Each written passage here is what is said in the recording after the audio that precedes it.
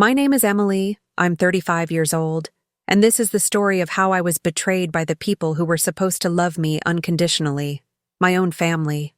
When my husband died suddenly in a foreign country, leaving me completely alone, I discovered something that shattered me more than his death ever could. The people I thought would catch me when I fell were the very ones who pushed me into the abyss. You won't believe what happened next. And honestly, if someone had told me this story before I lived it, I would have called them a liar. But sometimes the most unthinkable betrayals come from the people who share your blood. Have you ever been abandoned by someone you trusted completely? Let me know in the comments, because after you hear what my family did to me in my darkest hour, you'll understand why some bridges aren't just burned, they're obliterated. The phone call came at exactly 3:47 a.m. Singapore time, and I'll never forget that moment. I was having our daily video chat with my husband Mark when suddenly his face froze on my screen. 1 second he was laughing about our neighbor's silly cat, and the next second he was falling down. I could only watch helplessly as he collapsed right there in front of me, 8,000 miles away. The sound of his body hitting the floor still haunts my dreams. I screamed his name over and over, but there was nothing I could do from so far away. The screen just showed his apartment ceiling while I sat there in my pajamas, completely powerless. Within hours, a cold voice from Singapore General Hospital told me the worst news of my life. My husband had suffered a massive brain aneurysm and was gone before help could arrive. Just like that, my entire world crumbled in an instant. The next 3 days felt like living in a nightmare I couldn't wake up from. I had to handle international phone calls, sign legal documents I didn't understand, and plan a funeral for the love of my life. Mark wasn't just my husband. He was my college sweetheart, my best friend, my future. We had built this beautiful life together over 10 years of marriage. Now I was surrounded by all his things at home, but he would never walk through that door again. I thought this was when my family would step up and show me what love really meant. I imagined my mom dropping everything to fly to Singapore and help me through this horror. I pictured my brother Jake offering to handle the paperwork while I grieved. I believed that blood meant something, that family meant you never face the worst moments alone. But I was about to learn the most painful lesson of my entire life. If you've ever felt completely abandoned when you needed people most, please hit that like button, because what my family did next didn't just break my heart, it changed me forever. And the revenge I eventually got was so perfect, so calculated, that it exposed them for who they really were. You won't believe how far they were willing to go to avoid helping their own daughter and sister. After 3 sleepless days arranging Mark's funeral from thousands of miles away, I finally booked my flight home. I was carrying his ashes with me, along with the weight of losing my entire future. All I wanted was to see a familiar face when I landed after 30 hours of traveling. I sent what seemed like a simple request to our family group chat. I asked if someone could pick me up from the airport at 6:30 p.m. the next day. I even mentioned that I had Mark with me and wasn't sure I should be driving. The silence that followed felt like a punch to my stomach. 3 whole hours passed without a single response from anyone in my family. Then my brother Jake, who had always called me his favorite sister, finally replied. His message was just 8 words that felt like ice water. "Can't you just take an Uber? I have a work thing." A work thing was more important than picking up his grieving sister from the airport. That's when I realized something was very, very wrong. But Jake's response was nothing compared to what came next from my mother.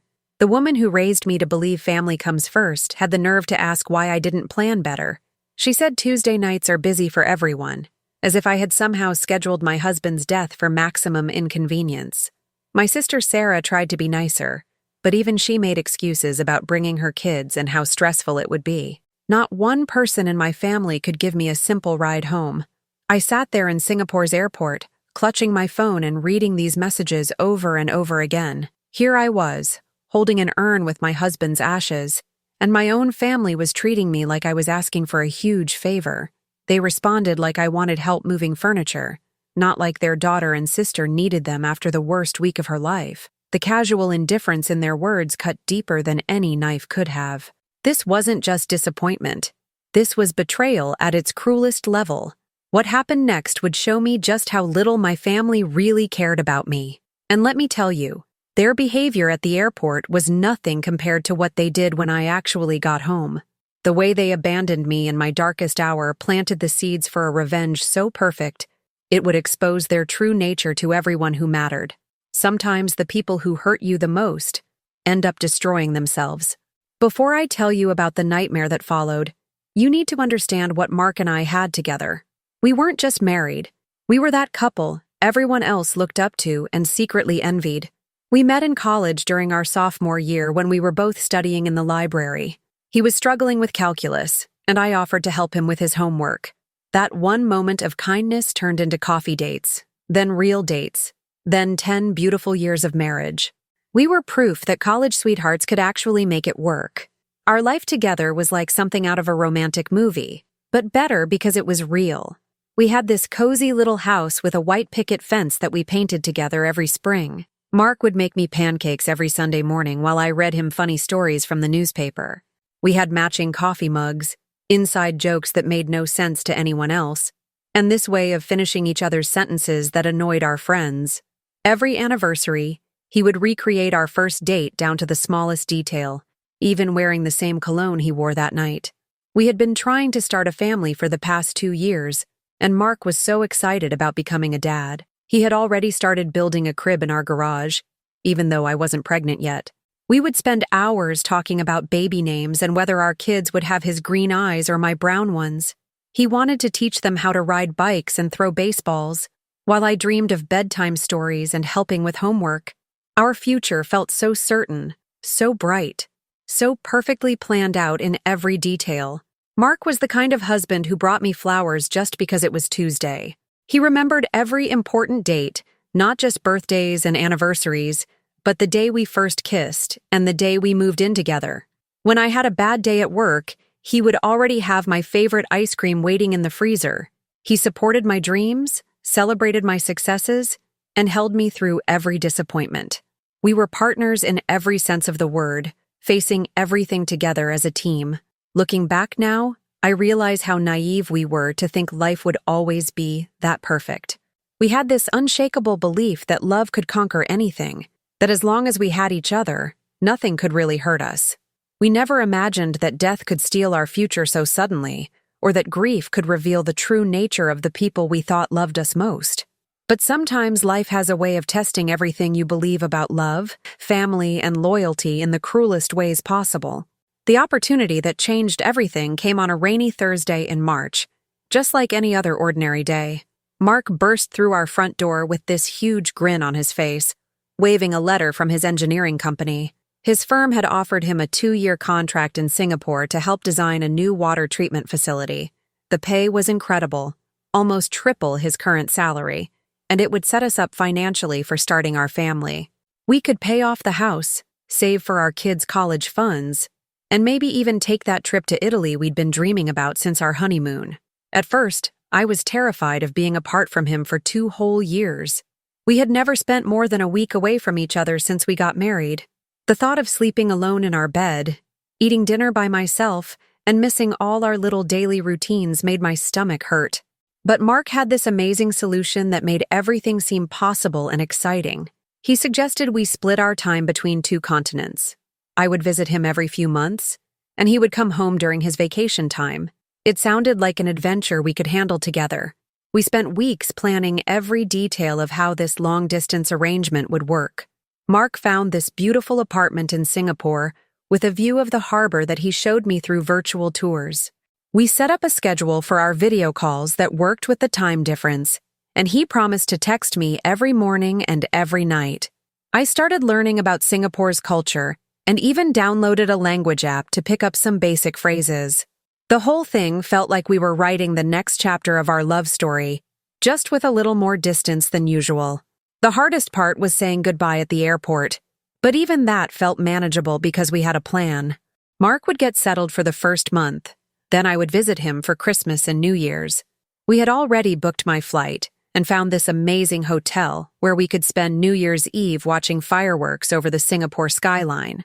He kissed me goodbye and promised that the 2 years would fly by faster than we could imagine. He was so confident, so sure that everything would work out perfectly, just like everything else in our charmed life. For the first few months, our plan worked beautifully, and I actually started to love our new routine. Our video calls became the highlight of my day, and Mark would give me virtual tours of Singapore, showing me temples, markets, and restaurants we would visit together.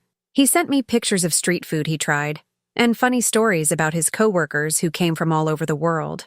I was already planning our Christmas reunion, shopping for gifts I could bring him, when everything changed in that horrible moment at 3:47 a.m. Sometimes the best laid plans mean nothing when fate decides to rewrite your entire story. That night started just like hundreds of others before it, with our daily video call at exactly 9 p.m. my time, 9 a.m. his time. Mark was in his kitchen making breakfast, wearing that silly apron I bought him that said, "World's Best Husband" in glittery letters.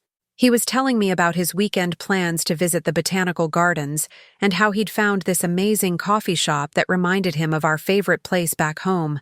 Everything was so normal, so perfectly ordinary, that what happened next felt like the world suddenly tilted off its axis. Mid-sentence, while he was laughing about something his neighbor's cat had done, Mark's face went completely blank. His eyes rolled back, and I watched in horror as he collapsed right there on my screen. The sound of his body hitting the kitchen floor echoed through my phone speakers like a gunshot. I started screaming his name over and over, but all I could see was his apartment ceiling and hear this terrible silence. For a moment, I thought maybe he had just tripped or fainted, that he would get up any second and laugh about scaring me. But the minutes kept ticking by with no movement, no sound, nothing but that empty view of his ceiling. I was completely helpless, sitting in my pajamas 8,000 miles away, watching my husband die through a pixelated screen. I called his phone from my landline while keeping the video call open, hoping the noise would wake him up. I tried calling his neighbors, the building manager, anyone I could think of, but it was the middle of the night for me and I couldn't think straight. My hands were shaking so badly I could barely dial the numbers. Finally, I managed to call the Singapore Emergency Services and somehow got them to understand the situation. They promised to send paramedics to Mark's address, but those 20 minutes waiting for news felt like 20 hours. I stayed on that video call the entire time, staring at that ceiling, praying I would see him walk back into frame and tell me everything was okay. When the paramedics finally arrived, they gently moved my phone away from Mark, and I knew from their faces that it was already too late. The next phone call came from the hospital an hour later with the official news that destroyed my world. Mark had suffered a massive brain aneurysm and was pronounced dead at the scene. The doctor explained it in medical terms I barely understood, but the message was crystal clear. My husband was gone, and there had been nothing anyone could do to save him. If you've ever felt like your heart was literally breaking inside your chest, you know there are no words for that kind of pain. And what made it even worse was knowing that I was about to face the hardest days of my life completely alone, in a foreign country where I knew nobody. If you've ever lost someone unexpectedly and felt completely lost, please share this story with someone who needs to hear it, because what happens next will show you just how cruel people can be when you're at your most vulnerable. Dealing with death in a foreign country is like trying to solve a puzzle when half the pieces are missing, and the instructions are in a language you don't speak. The Singapore authorities were professional but cold, treating Mark's death like just another case number to process. I had to provide documentation I'd never heard of, sign papers that made no sense, and navigate a bureaucratic system that seemed designed to make everything as complicated as possible. Every phone call required me to explain our situation from the beginning, and every office sent me to 3 other offices that all had different requirements. The worst part wasn't the paperwork or the language barriers. It was the complete emotional isolation I felt. Back home, when someone dies, you're surrounded by casseroles, hugs, and people who just sit with you while you cry. But in Singapore, I was just another foreigner dealing with an unfortunate situation. The hotel staff was polite but distant, the government officials were efficient but emotionless, and I spent entire days without speaking to anyone who knew Mark's name. I would call my family back home, desperate for emotional support, but they seemed more concerned about the logistics than about how I was falling apart. Every conversation with my family felt like they were reading from a script about what they thought they should say. My mom would ask if I had contacted the embassy, my brother would wonder about insurance paperwork, and my sister would mention how expensive international flights were getting. Nobody asked how I was sleeping, if I was eating, or whether I needed someone to just listen while I cried. They treated Mark's death like a business problem that needed efficient solutions, not like a devastating loss that had shattered their daughter and sister into a million pieces. The loneliness was suffocating, especially at night when I would lie in that sterile hotel room, surrounded by Mark's belongings that I had to pack up from his apartment. His clothes still smelled like his cologne, his phone still had pictures of us together, and his laptop still had our anniversary marked on his calendar. I was drowning in memories while trying to handle legal requirements I didn't understand, and the people who were supposed to love me most were treating me like I was handling a minor inconvenience. Their emotional distance felt almost cruel. What I didn't realize at the time was that this was just the beginning of my family's abandonment. Their coldness during those phone calls was a preview of how they would treat me when I actually needed them most. They were already showing me who they really were, but I was too heartbroken and desperate to see the signs. The way they prioritized paperwork over my pain should have warned me about what was coming next. But sometimes you don't recognize betrayal until it hits you like a freight train. Planning Mark's funeral from thousands of miles away while drowning in grief was like trying to build a house during an earthquake. Every decision felt impossible when I could barely think straight.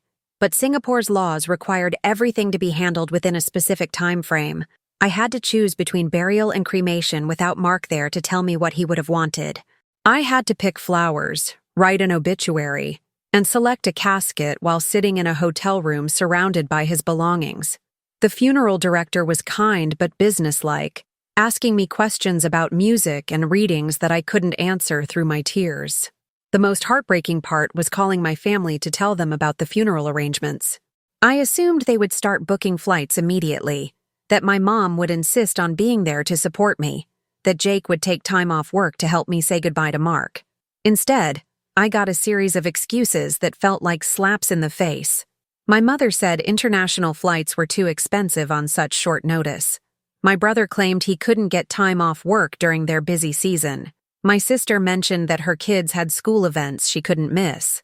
One by one, every single person in my family found a reason why they couldn't come to Singapore for Mark's funeral. They offered to send flowers instead, as if flowers could replace their presence on the worst day of my life. They suggested having a memorial service back home later, completely missing the point that I needed them there with me in that moment. I was planning to bury my husband alone in a foreign country, while my own family prioritized their convenience over my devastation. The loneliness felt like drowning in an ocean with no lifeline. The day of the funeral was the loneliest day of my entire life, sitting in that small chapel with just me, Mark's casket, and a handful of his work colleagues who barely knew him. The service felt cold and impersonal without family there to share memories or offer comfort. I had to give the eulogy by myself, shaking so badly I could hardly read the words I'd written about our life together. When they lowered his casket into the ground, I was the only one there to say goodbye, the only one there to throw dirt on the grave of the man who had been my entire world. Standing at Mark's graveside after everyone else had left, I felt something shift inside me that I didn't recognize at first. The grief was still overwhelming, but underneath it was a growing anger at my family's abandonment. They had left me to face the most important and painful moment of my life, completely alone. As I walked away from that cemetery, carrying Mark's personal effects and a heart full of rage, I didn't know it yet, but I was already planning the revenge that would expose them for who they really were. Sometimes betrayal plants seeds that grow into something much darker than the people who planted them ever expected. After 30 hours of traveling with Mark's ashes, 2 layovers, and no sleep, I was barely holding myself together when I landed. My eyes were swollen from crying, my clothes were wrinkled, and I was carrying a small wooden urn that contained everything that remained of my 10-year marriage. All I wanted was to see a familiar face, to feel like I wasn't completely alone in the world anymore. I sat in that airport terminal, surrounded by happy families reuniting, and sent what I thought was a reasonable request to our family group chat. The message I sent was simple and desperate. Hey everyone, I land at 6:30 p.m. tomorrow. Could someone please pick me up? I have Mark with me and I'm not sure I should be driving. I wasn't asking them to throw me a parade or make a big fuss. I just needed one person from my family to care enough to give me a ride home after the worst week of my life. I sat there staring at my phone, waiting for someone to respond with love and concern, expecting them to fight over who got to pick me up first. But the silence that followed felt like a physical blow to my chest. 3 hours passed without a single response from any of them. Not a heart emoji. Not a, "we're so sorry for your loss." Not even a simple okay to acknowledge that their sister and daughter needed help. When Jake finally replied, his message was so cold it made my blood freeze. "Can't you just take an Uber? I have a work thing." 8 words that summed up exactly how little my pain meant to him compared to his Tuesday night plans. Then, my mother, the woman who had taught me that family means everything, sent a message that felt like she was twisting a knife in my heart. She asked why I didn't plan better, saying Tuesday nights are busy for everyone. She acted like I had somehow scheduled Mark's death to inconvenience her social calendar. My sister Sarah tried to be diplomatic, but even her response was full of excuses about bringing her kids and how stressful it would be for her. Not one person in my family could spare 2 hours to help me get home safely.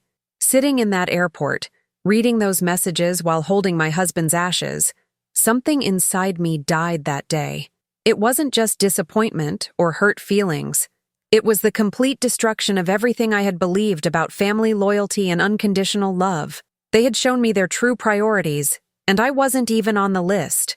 That moment planted the first seeds of a revenge so calculated and devastating that it would expose their selfishness to everyone who mattered. Sometimes the people who hurt you the most end up destroying themselves, and they never see it coming until it's too late.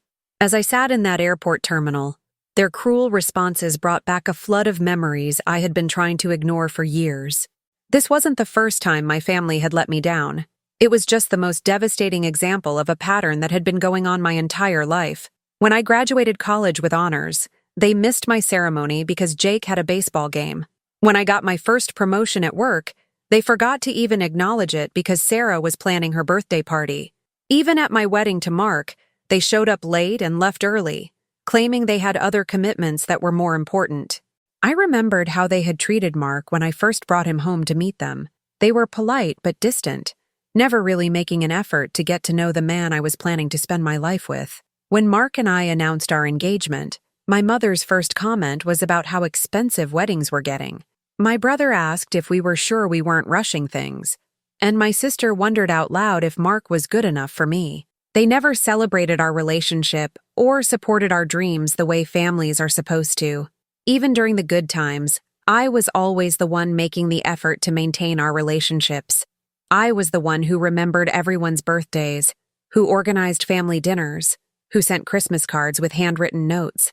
I was the one who called to check on them when they were sick, who offered to help with their problems, who always made time when they needed something.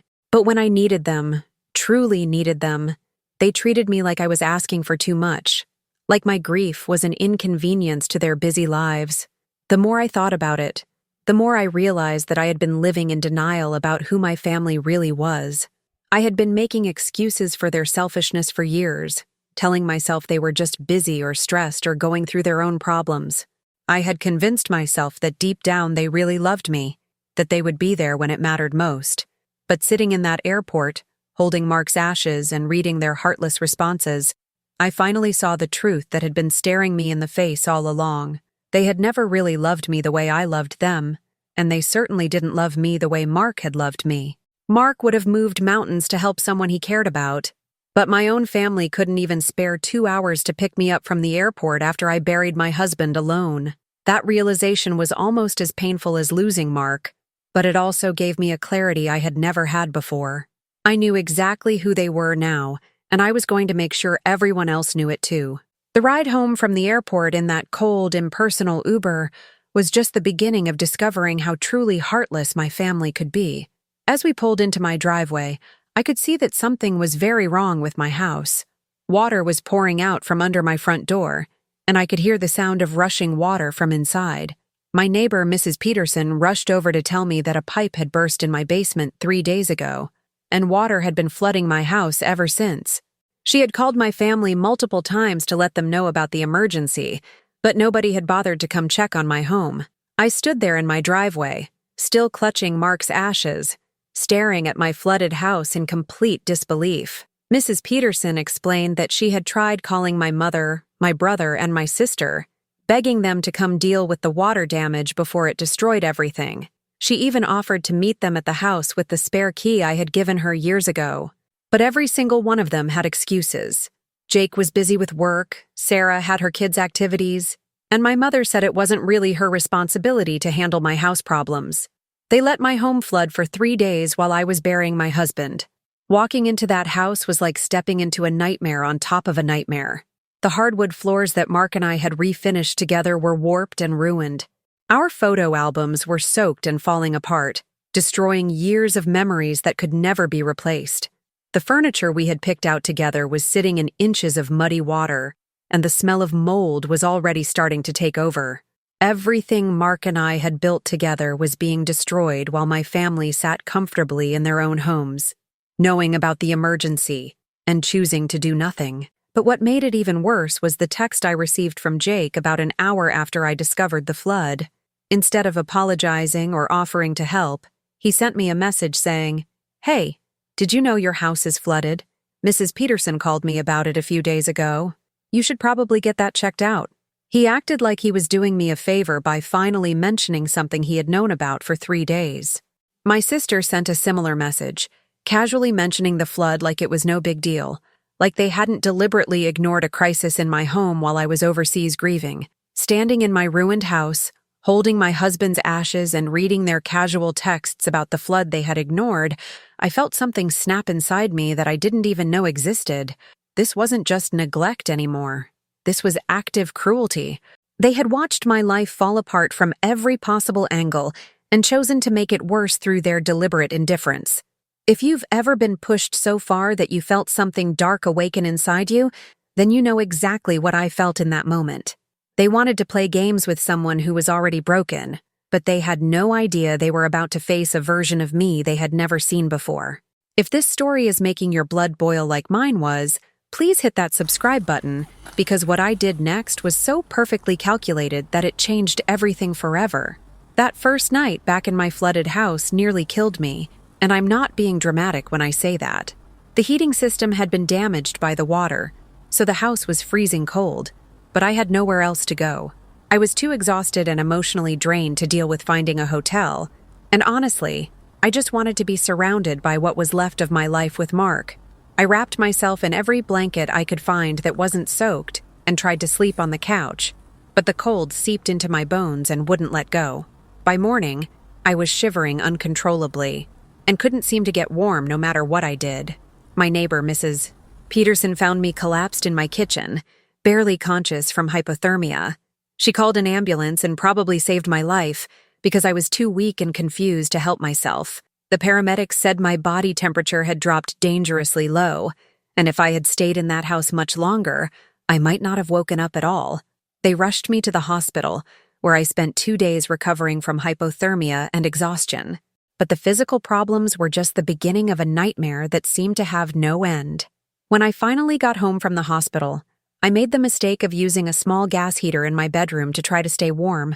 The flood damage had affected the ventilation somehow, and I ended up with carbon monoxide poisoning.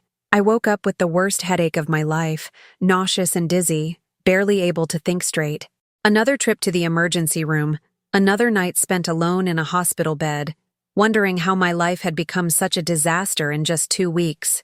The emotional toll was even worse than the physical problems, because every day brought new evidence of how little my family cared about my survival. Not one of them called to check on me after Mrs. Peterson told them about the hypothermia. Not one of them offered to let me stay at their house while mine was being repaired. They knew I was sick. They knew I was alone. They knew I was struggling with problems that could have killed me, and they acted like it was none of their business. Their silence felt more toxic than the carbon monoxide. During those dark days, lying in various hospital beds and dealing with one crisis after another, I started planning something that would show them exactly what their neglect had cost me. They wanted to pretend I didn't exist when I needed them most, so I was going to make sure everyone else knew exactly who they really were. The revenge I was plotting wasn't just about getting even. It was about exposing the truth of their character to the world. Sometimes when people abandon you in your darkest hour, the best response is to shine a very bright light on their behavior and let everyone else see what you've been dealing with. While my own family was treating me like I had some kind of contagious disease, the most incredible thing started happening with complete strangers and casual acquaintances. Mrs. Peterson, who I had barely spoken to beyond polite hellos over the fence, became my guardian angel. She checked on me every single day, brought me homemade soup, and even offered to let me stay in her guest room until my house was repaired. This woman, who owed me nothing, was showing me more love and care than my own blood relatives. The support from my community was overwhelming in the most beautiful way possible. My mailman, Tony, noticed that my mail was piling up and took it upon himself to organize it and make sure my important bills didn't get lost. The woman who worked at the coffee shop where Mark and I used to go every Sunday remembered me and started giving me free coffee and pastries, saying she was sorry for my loss. Even my insurance agent, who I had only met once before, went above and beyond to help me navigate the flood damage claims and connected me with contractors who could start repairs immediately. People I had never expected to care about me started showing up in ways that brought me to tears. My old college roommate, who I hadn't talked to in years, somehow heard about Mark's death and drove 6 hours to spend a weekend helping me clean up the water damage. Coworkers took up a collection to help me pay for temporary housing, and my boss gave me unlimited time off without making me feel guilty about it. These people were proving to me that family isn't always about blood. Sometimes it's about who shows up when you need them most. The contrast between my real family and my chosen family became more obvious every day, and it was both heartbreaking and eye-opening. While my mother was complaining about how expensive it would be to help me, strangers were offering me money without being asked. While my brother was too busy with work to return my calls, neighbors were taking time out of their schedules to drive me to doctor appointments and help me deal with insurance companies. While my sister was worried about inconveniencing her children, other parents were bringing their kids over to help me move furniture and clean up debris. This outpouring of genuine love and support from people who barely knew me made my family's rejection even more painful, but it also gave me something I hadn't expected: hope. These people were showing me what real compassion looked like, what it meant to actually care about someone's well-being instead of just pretending to care. They were also unknowingly providing me with witnesses to my family's abandonment, people who could see firsthand how I was being treated by the people who were supposed to love me most. And that gave me an idea for the perfect revenge that would expose my family's true nature to everyone who mattered. 3 weeks after I got home, a local news reporter named Jennifer Martinez reached out to me about doing a human interest story. She had heard about my situation through Mrs. Peterson, who was friends with someone at the television station. Jennifer wanted to do a piece about community support during times of crisis, focusing on how neighbors and strangers had rallied around me while I dealt with losing my husband and having my house flood. At first, I wasn't sure about going public with my story, but then I realized this was exactly the opportunity I had been waiting for. During the interview, I was completely honest about everything that had happened to me. I talked about Mark's sudden death, about handling his funeral alone in Singapore, about coming home to a flooded house that my family had ignored for 3 days. I didn't exaggerate or make anything up. I simply told the truth about how my community had stepped up when my own family had abandoned me. Jennifer was shocked by the details, especially when I showed her the text messages from my family refusing to pick me up from the airport and casually mentioning the flood they had known about for days. The story aired on a Tuesday night during prime time, and within hours, it had gone viral on social media. People were sharing it everywhere, commenting about how heartless my family was and how amazing my community support had been. The contrast between my neighbor's kindness and my family's cruelty was so stark that viewers were genuinely outraged. Local businesses started offering me donations and services, but more importantly, thousands of people now knew exactly what kind of people my mother, brother, and sister really were. By Wednesday morning, my phone was exploding with angry calls from my family members who had suddenly found time to contact me. Jake called first, screaming about how I had embarrassed the family and made them look bad on television. He accused me of being manipulative and attention-seeking, conveniently forgetting that he was too busy with work to help his grieving sister, but apparently not too busy to watch the evening news. My mother was even worse. crying about how her friends at church were asking questions and how this was ruining her reputation in the community. Sarah tried to take a different approach, claiming that I had taken their responses out of context and that they had been trying to help me in their own way. She insisted that they were just giving me space to grieve and didn't want to overwhelm me with too much attention.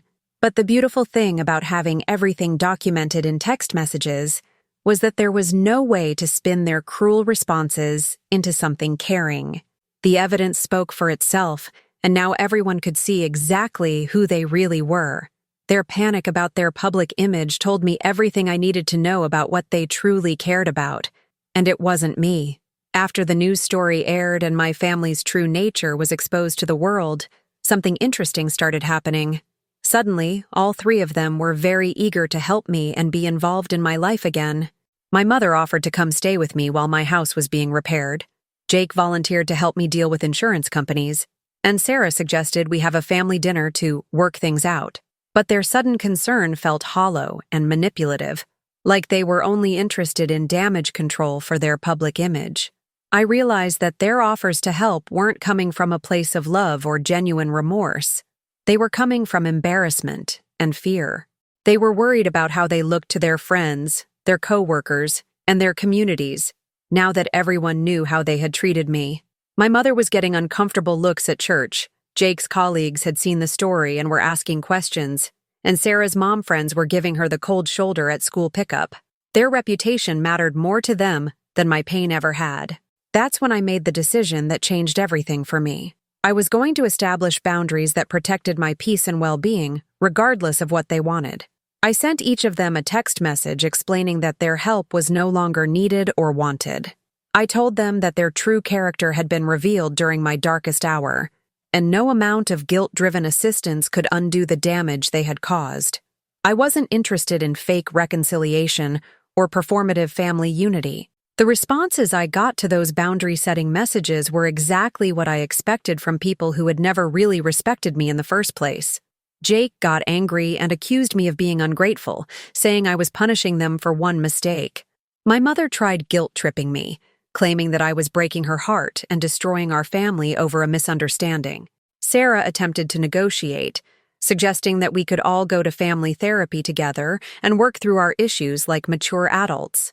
But I had learned something important during those weeks of community support and genuine care from strangers. I deserved better than conditional love and crisis-driven attention. I deserved people in my life who would show up when I needed them, not just when it was convenient or when their reputation was on the line. Setting those boundaries felt scary at first, because I had spent my whole life trying to maintain relationships with people who didn't value me. But it also felt incredibly freeing, like I was finally taking control of my own story and deciding who deserved access to my life. 6 months after Mark's death, I was sitting in my newly renovated house, looking at a framed photo of us from our last anniversary, when I realized something profound had changed inside me. The grief was still there. It probably always would be, but it no longer felt like it was drowning me. The anger toward my family had transformed into something else entirely: indifference. I no longer cared about their approval, their opinions, or their attempts to justify their behavior. I had found peace in the truth of who they really were, and more importantly, I had found peace in who I was becoming. The community that had rallied around me during my darkest days had become my chosen family in every way that mattered. Mrs. Peterson and I had Sunday dinners together every week, sharing stories about our late husbands and planning small adventures. Tony the mailman still checked on me regularly, and we had developed a genuine friendship that went far beyond his postal duties. My co-workers had become some of my closest confidants, and my boss had become a mentor who helped me grow both professionally and personally. I decided to honor Mark's memory by starting a scholarship fund at our old college for students who had lost a spouse or partner. The response from the community was overwhelming, with donations pouring in from people who had heard my story and wanted to contribute to something positive. The scholarship would help other young widows and widowers finish their education and rebuild their lives, turning my tragedy into something that could help others heal.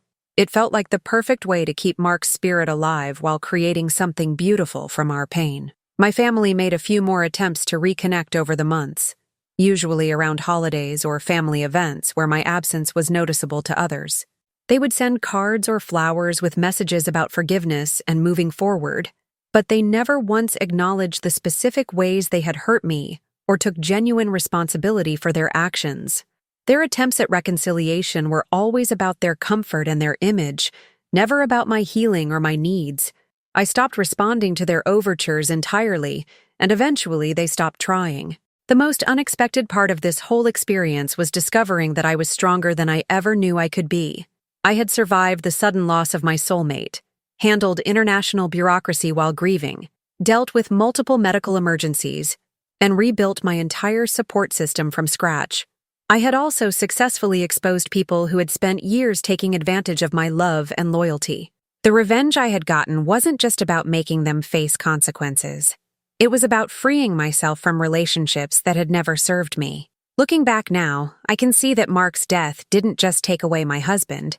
It revealed the truth about everyone in my life. Some people, like my family, showed me that their love came with conditions and expiration dates, but others, like my neighbors and community, showed me that real love and support can come from the most unexpected places. The family that matters isn't always the one you're born into. Sometimes it's the one you choose, and the one that chooses you back. If you've made it this far in my story, I want you to know that you deserve people in your life who will show up for you unconditionally. Don't waste years of your life trying to earn love from people who aren't capable of giving it freely.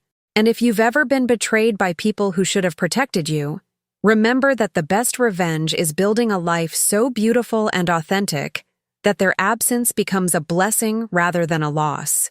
Make sure to subscribe and turn on notifications, because everyone deserves to hear stories about finding strength in the most impossible circumstances.